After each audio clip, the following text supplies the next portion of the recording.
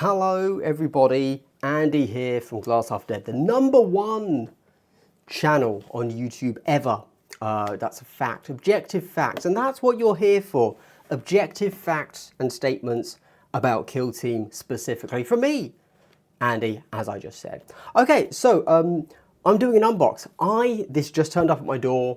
Obviously a thank you to GW for sending it to me so that I can review it for you. What you are seeing right here is the very first viewing that I have of this, so I know nothing. Please watch along with me as I kind of explore it for myself. A true unboxing for the first time, and hopefully we can learn a few things together. However, I will say that don't take things I say too seriously in this video, because of course I will have done other videos which will probably come up at the same time on my channel. I'll do an actual review of it. I will probably also look at the two teams, the Wrecka Krew and the Ratlings, and I will probably also have a look at the Killzone upgrade. We'll see what that actually is. At this point I don't know. And of course I will probably do a battle report over on Tactical Skew, where you should also check out my How to Play Kill Team if you haven't watched that yet. With that said, kings, queens, others, let's crack in. So first things first, we've already seen on Warcom ages ago that this is what you get. The difference between this and the Hivestorm box is that in this one you actually get the team data cards for these two teams, which I really like. That's cool. And I'm assuming the full kind of token sprue for it. Cool. With that said, I'm personally really excited for the Wrecka Krew. I'm going to be doing a little dive through that, through the rulebook, but nothing too in-depth. If you want my in-depth thoughts, obviously go to the video where I'm actually reviewing the crew, which I will do after I've played them as well, as opposed to just kind of simplifying what I'm looking at for you. Cool. Ooh, 25mm bases. Ooh. You know, so when we were looking at the Ratlings, I was trying really hard to guess what they might be on. I have a set of the Ratlings here, like the old, oh, you should probably look from the top down. The Ratlings here, which are the old metal ones. I bought these years ago and somehow randomly just never sold them. And now they're on 25, so now I can base this up. I thought that things might be moving to 28s in general. These are tiny models and they're not, so that makes total sense. I've already got my Ogryn on the go. I'm hoping I only need one Ogryn. He's over here. I'm going to show you. I'm going to show you because we're all about the hobby here.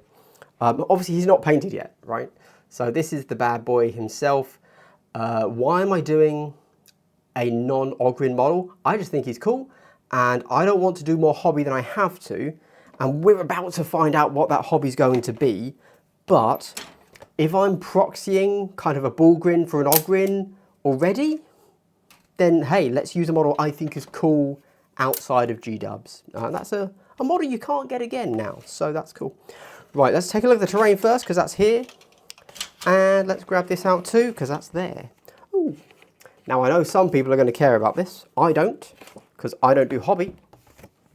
However, this is a transfer set. It's only the Orks. I'm not seeing anything. I imagine that's very basic, that you can get in any Ork kit. So I won't talk too much about that, but you saw it there. So we've got two identical sprues for our terrain here, which is nice, I guess. This, don't get me wrong, these are lovely. These are more Volkus style things, and that's nice. I'm okay with it.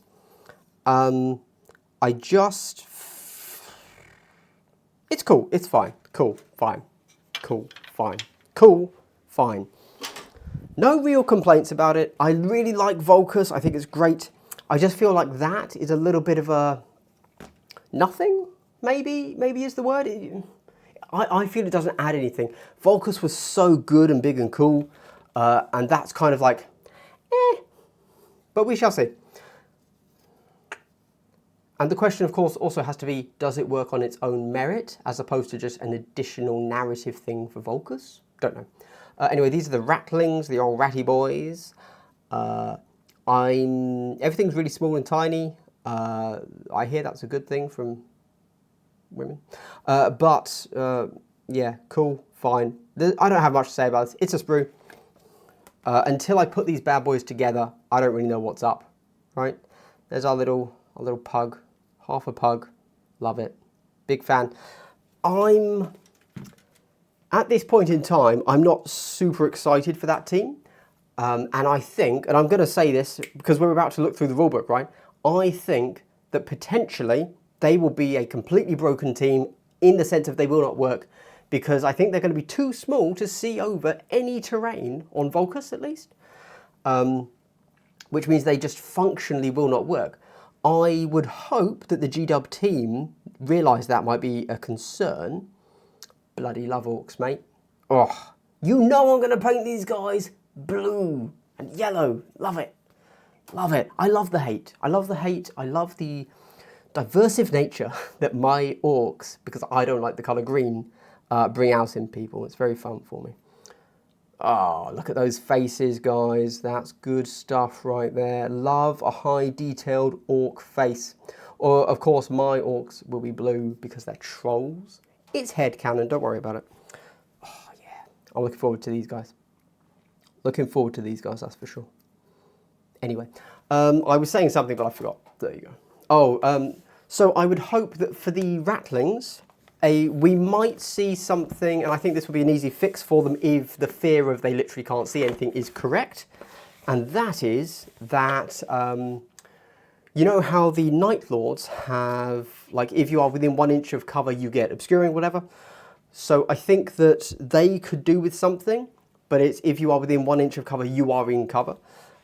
Because that would allow them to stand in front of terrain and still get their benefits, which, so they could stand in front of the cover, get line of sight on the enemy, get some valid targets, and then still be in cover, because cover is pretty mandatory in Kill Team, and I guarantee that if it's just a team of 10 dudes that have to stand in front of terrain to be able to shoot because they're too small, they will get tabled instantly, and it will just be a real failure of, what is it, kind of function over form, where the form is winning and the function has not been accounted for. But we shall see. GW Kill Team tends to know what they're up to, so I'm pretty hyped for it. So we've got 1625mm bases, 128mm bases. Is that going to be the sniper? Interesting. I thought the sniper might be on a 32, but seeing now there's only 32. There's only 5 32mm bases, so that's all the Orks accounted for. Cool. Now you might be querying, Andy, why are we just flicking through the instruction manual? Let me tell you why. Every time I unbox something and I don't flick through the instruction manual, and I then throw the instruction manual away, I go back and I'm like, oh man, I actually, for a video or for something else, because people ask, hey, how does that work? I will not have recorded this, and I'll go back and I'll say, oh, yeah, actually, I don't know, mate. So I always find myself needing this stuff. And here we go. This is just me going through it. So if I ever need to come back here, and obviously you guys can see it as well, if you're looking for any rules or kind of hobby you can do before the hobby, before things turn up, what's happened there, you can now see that. And we're done in there. Excellent. Good. Lovely. Right, what are we looking through? Oh, let's look at the token sheet. That's always a good look, isn't it? Okay. So, looks like we're going to get some fists. We all love being fisted. We see these. This is our Scarper. We've already seen the shoot and Scarper rule, but I can't remember what it was because that was a long time ago now. Oh, cool. So you see these. Now, maybe you're out there and you haven't actually bought one of the new Kill Team boxes yet. So these are really fun. What these are things that you will get in the token sheets because they are just spare bases. So you don't need an actual spare model or a spare base if you want to check out.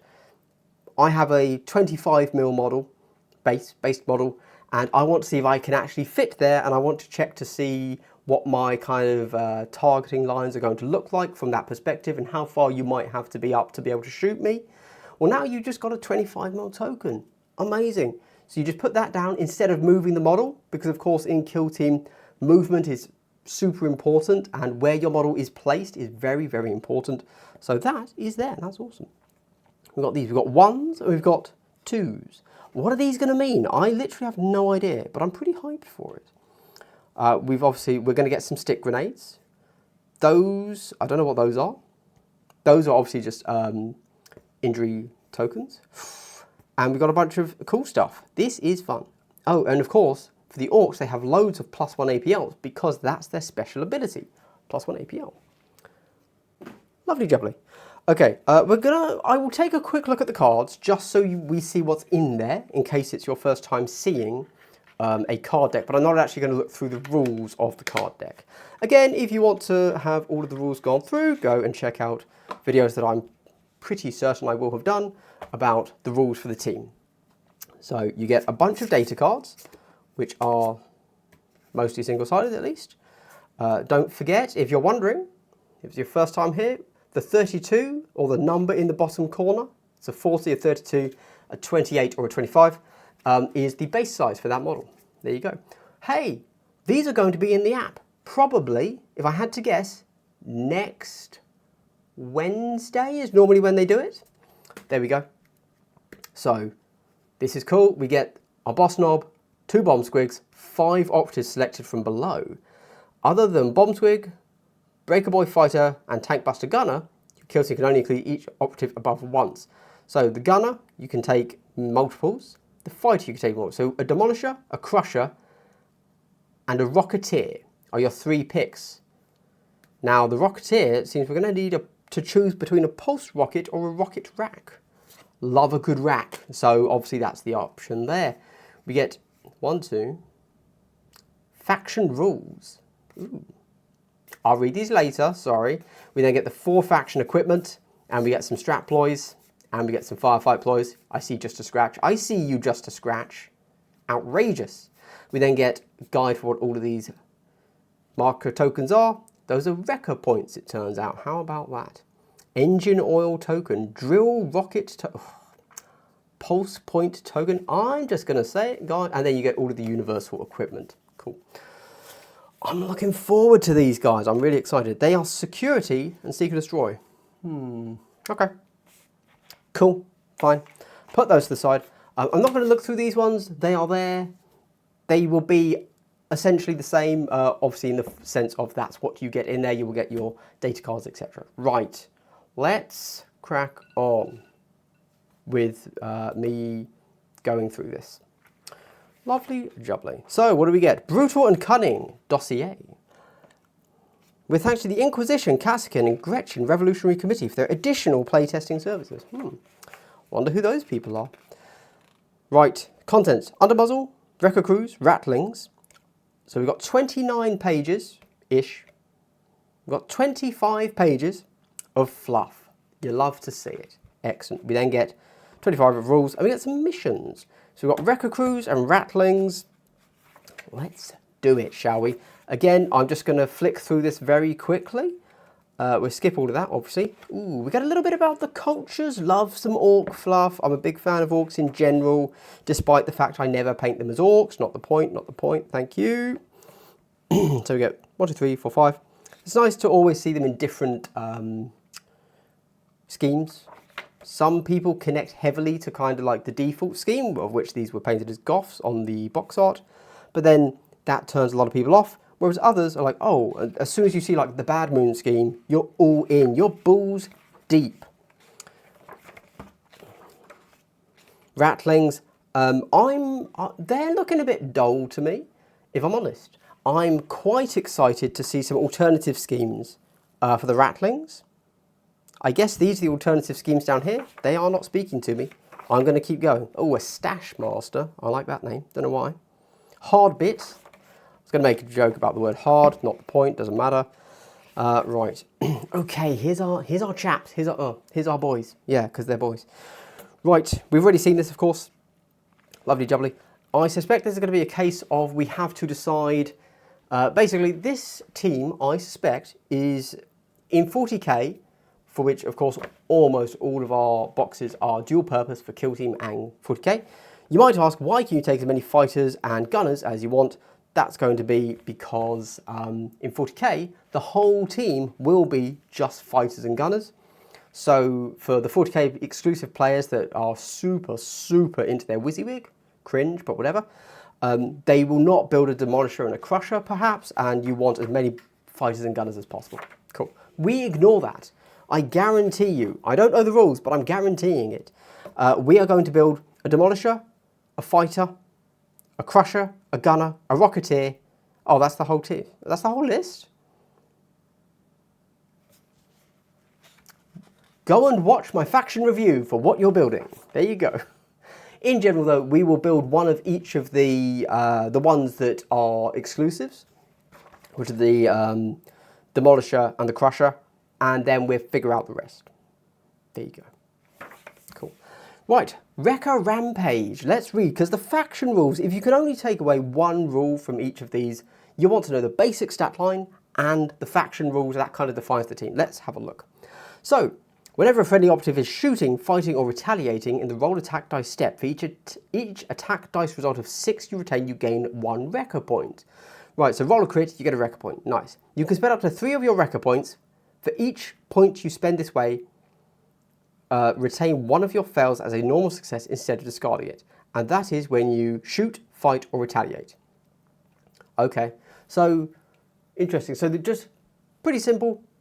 The more you fight, the more 6s you're going to roll, and therefore the more guaranteed normals you can also get in the subsequent fight. Is that right? Shooting, fighting, retaliating. In the roll attack dice step, for each attack dice result of 6 you retain, you gain 1 Wrecka point.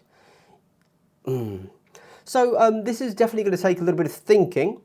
Just from the way it's worded, just right off my initial read, I would say that you have to do so.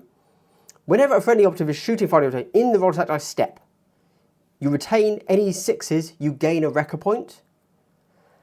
Can you then guarantee a normal in that same action, or in the roll attack dice step you have done the bullet point and then you have to wait till your next step where you do it? Having read it and thought about it, I think you can do both. I think for every 6, if you want to, you can immediately spend a Wrecka point to get a normal, which means these guys are going to be tasty, depending on what their basic stat line is, of course. You cannot have more than 6 Wrecka points at once. If you start an action with 6 Wrecka points, you cannot gain any more during that action. The thing is, the way they've worded the Wrecka points thing, it then makes me think, no, you can't spend in the same action that you retain. Because when are you ever rolling 6 Wrecka points? Also, I will add, sorry, this doesn't seem to be per model, so you have a maximum of 6 Wrecka points for the whole team. And so if you've got 6 Wrecka points elsewhere and one guy goes in and you roll all 6s, but he has no Wrecka points already, well, you can't gain and then spend Wrecka points on him. Maybe that's what it means. I don't know. Anyway. One other good thing, perhaps, is note that you can't spend the Wrecka points on the Bomb Squig, but the Bomb Squig can gain them for the rest of your team, which sounds like a great play, right? Play 2, first thing you do, 2 Bomb Squigs in, blow up, suddenly your guys have Wrecka points all over the shop, and you can go in and be super, super accurate, no matter whether they rule this as Wrecka points are spendable in the same action or not. We then, of course, get tanked up whenever a friendly Wrecka Krew operative, excluding Bomb Squig, that has an engage order, performs the fight or shoot action, excluding guard. Oh, okay. Add 1 to its APL stat until the start of its next activation. So a couple of things there. This is the thing we already knew, we saw on Warcom. This is really cool. I really like this because it makes it our elite Ork APL 3 team. Of course, it's not really APL 3. It's a pseudo APL 3. It's an APL 2.5, which we would call kind of Corsairs. Same deal there. Except instead of being a free dash, it's basically a free fight because you have to do the fight to gain the additional APL. Cool. I like it. Very exciting because I get to play Orks as elites. Very hype. Cool. Right. I'm not going to read any of this because we've got to power through. Right. Let's look at their basic stat lines. So a Nob always has higher wounds. So let's look at the normals. We've got 12s. 12 wound team. Okay. Huh. 4 up saves, 12 wounds. 12 wounds, sorry. So the reason that's interesting in and of itself, and why the Nob gets +2 wounds instead of +1, I don't know, not the point, is because obviously when you're looking at a team, it's very easy nowadays to see elites and say that these elites are too strong because they're 14 wounds, 3 up save, blah, blah, blah. It's just very difficult to deal damage unless you have the P1? P2, penetration. It's penetration, right? No, it's the other thing. Cool, good job, Andy. You really know the game. And it's very easy to look at that and say this team is going to be too strong. We know that now, that's cool. It's possible by now, after Worlds has happened, that we've had that FAQ'd. At this point in time, we've not had that FAQ'd, cool, cool, cool. And when you're then looking at kind of damage break points, we know that 10 models on 10 wounds, really good, okay? However, 6 models on 12 wounds, well, that would have been the old edition elites, and they were not always good. Like, 6 models, 12 wounds does not automatically mean that is a strong team. So, is this inherently, from a very first glance at the raw stat line, a strong team? I don't know. Moving on. Again, if you want to know about all of these, I will do a video reviewing the team after I've played several games with them. Cool, cool, cool. I like it. Nice. We're going to power through. So this is very interesting. This is something I really need to know for my own hobby. Again, I started painting this guy up because I just wanted him ready to go, and I thought it was a cool ogre model from the Privateer Press / Steamforged War Machine days that I had lying around still. Let's see how it works. So you take 1 Ratling leader, fixer. You then have 10 Ratling operatives selected from the list below. Other than Bulgrin, Ogrin and Sniper operatives, your kill team can only include each operative above once. Okay, hold on. So, Bulgrin, with 1 option from each of the... Oh, okay. You cannot select more than 3 of these operatives combined between the Bulgrin and Ogrin. Up to 3 times, instead of selecting 1 of these operatives, you can select 1 at Rattling ploy to cost you 0 CP. Huh? I think that's all I've got to say. Okay. So you are an 11 model team, and you could be 11 Rattlings. Sorry, 10 Rattlings and a dog. Or, oh, you can take multiple snipers. So instead of having a warrior, you have a sniper. Interesting. The snipers over here, they're just your normal dudes. Okay. I don't know why they make them look Australian. That's weird. Anyway, not the point. Not the point. So, Bulgrins. Okay, obviously I'm going to go and look at their stats because that's really interesting that they don't cost a number of slots. Normally, I really expected Ogrins to cost 2 or 3 slots on this team, but they're not. So now we have to read through and we have to ask ourselves, is 1 Rattling better than 1 Ogrin / Bulgrin? If not, is this really a 3 Ogrin team followed by 8 Rattlings? I think the answer has to be yes. Just unless they've done something crazy with the Ogrin stat line, which tends to be 16 wounds if we're going by blooded. It could be 15, could even be 14. You have to go and now buy 3 Bulgrins. Let's have a look. We've already read Scarpa, but if you haven't seen the Warcom article where I read it out to you, I'll read it out again because, of course, factual is very important. So, after each enemy operative's activation, before the next operative is activated, you can perform a free dash action with 1 friendly Rattling operative, excluding Bulgrin, Ogrin, and Sneak. But it cannot finish that move within 3 inches of an enemy operative unless it's not visible to every enemy operative when it finishes that move. Each friendly operative can only do this once per turning point and cannot do so after the final activation of the turning point. You cannot use this rule after consecutive enemy activations during the same turning point. In other words, After using this rule, you must skip the next opportunity during that turning point before you can use... Oh. I'm pretty sure that is... That is... I'm 90% sure that wasn't in the Warcom articles. That's interesting right there. So you have to skip every other activation of the enemy. So it's not... You run out, you shoot, the enemy activates, you run back. Well, no, it is that, but then the next time you don't. So you are guaranteed to leave some of your guys out. The reason... I don't know. Okay. Anyone who has heavy terrain with his control range, the safety profile of its rifle. Nah. Oh, man. Interest. Okay, fine, cool. Let's have a look at the basic stat line of a Ratling. 6 wounds, 5 up save. I like it.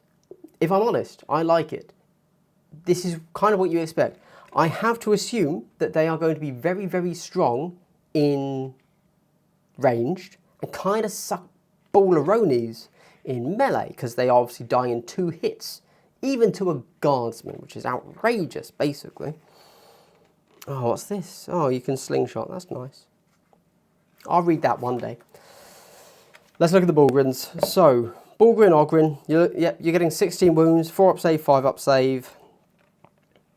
Okay. Shield, 2 up save stat. Okay. Alright. Interesting.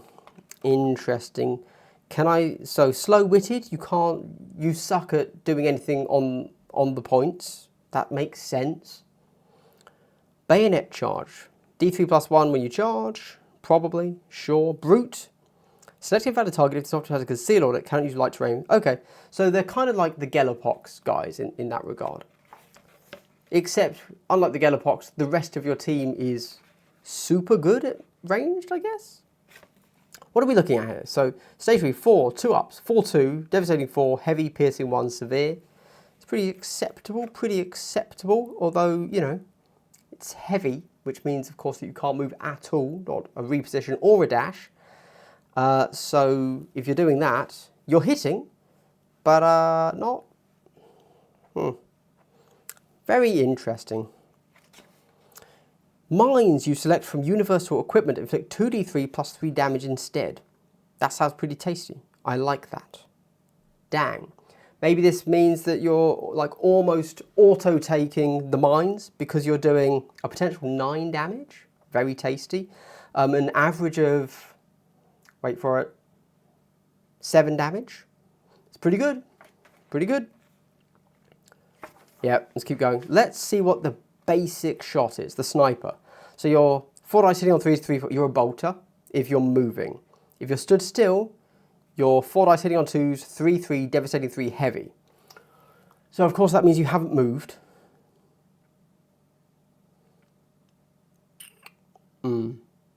Okay. You're hitting on 2s, okay.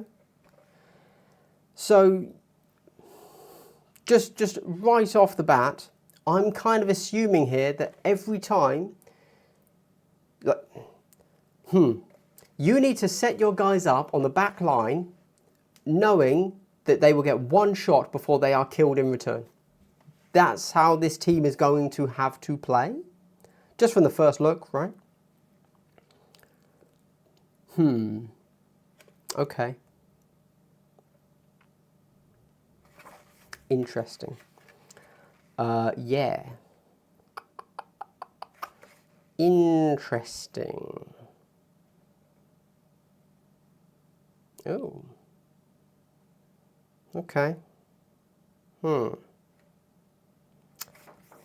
Very interesting. That is a long designer's commentary. Guys, maybe if you need to write that much, you need to change the team.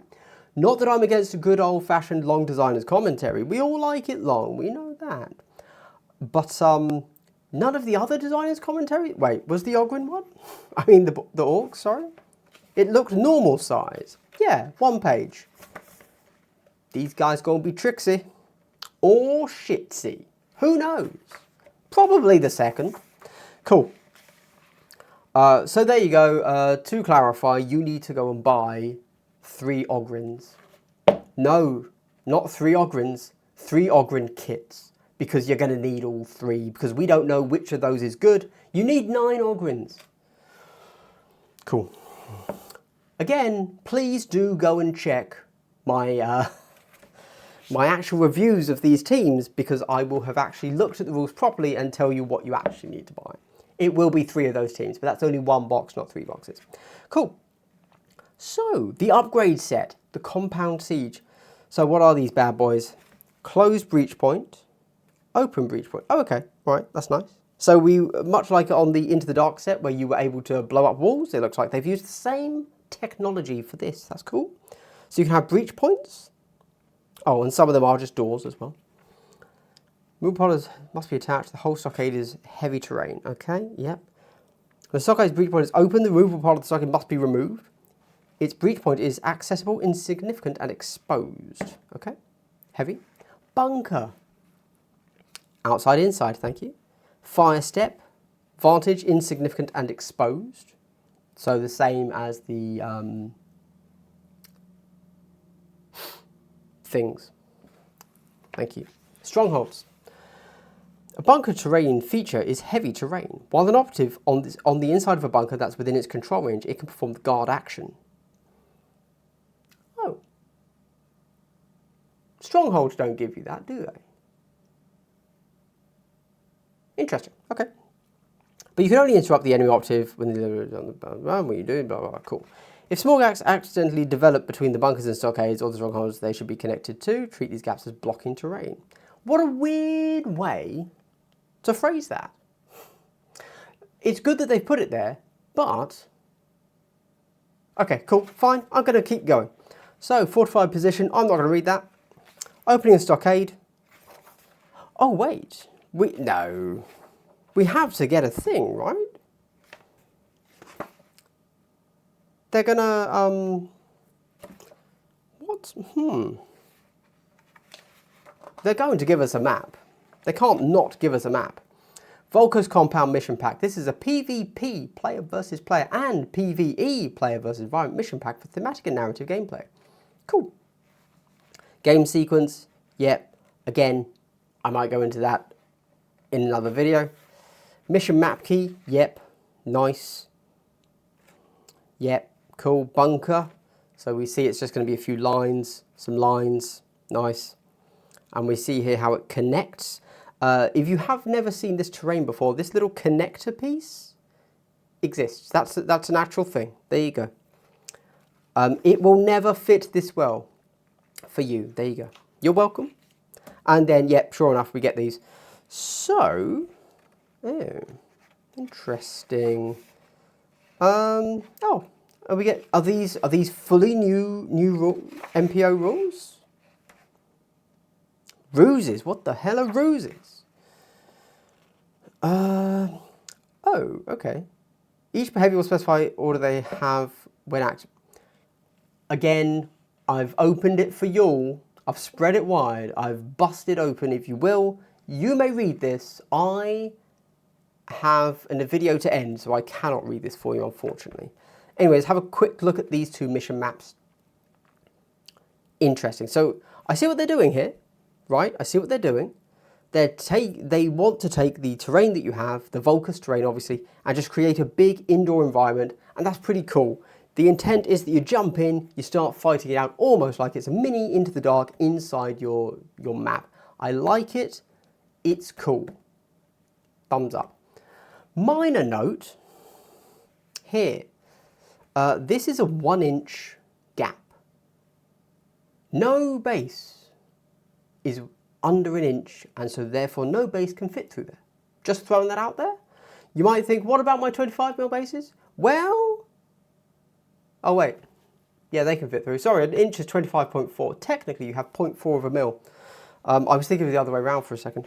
This looks cool. How is it going to play? Who cares? It's narrative. It looks fun though, and that's what narrative is supposed to be.